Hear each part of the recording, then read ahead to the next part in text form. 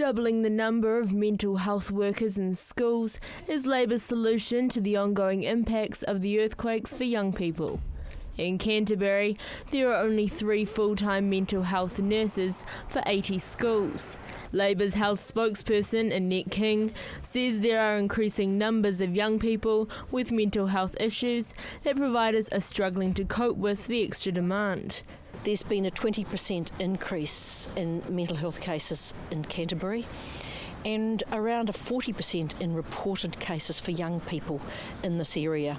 Labour also announced today their $12.5 million commitment to building health hubs in Rangiora and Akaroa. Prime Minister John Key turned the sod on Rangiora's new health precinct in North Canterbury at the end of May.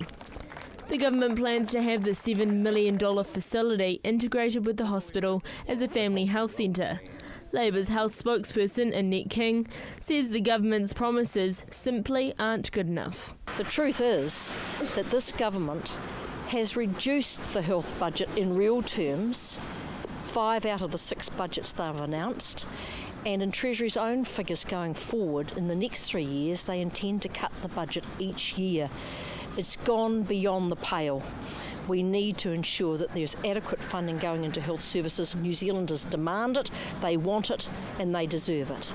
Annette King says nearly 4 years on, the people of Canterbury are still struggling with the effects of the earthquakes.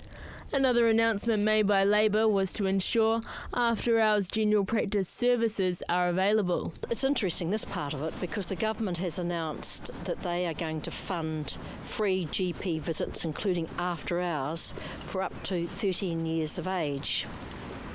But they haven't put any funding to do that in Rangiora. Annette King says it's about allowing Cantabrians to get on with their lives, having access to key services as a part of that. Joelle Batista, CTV News.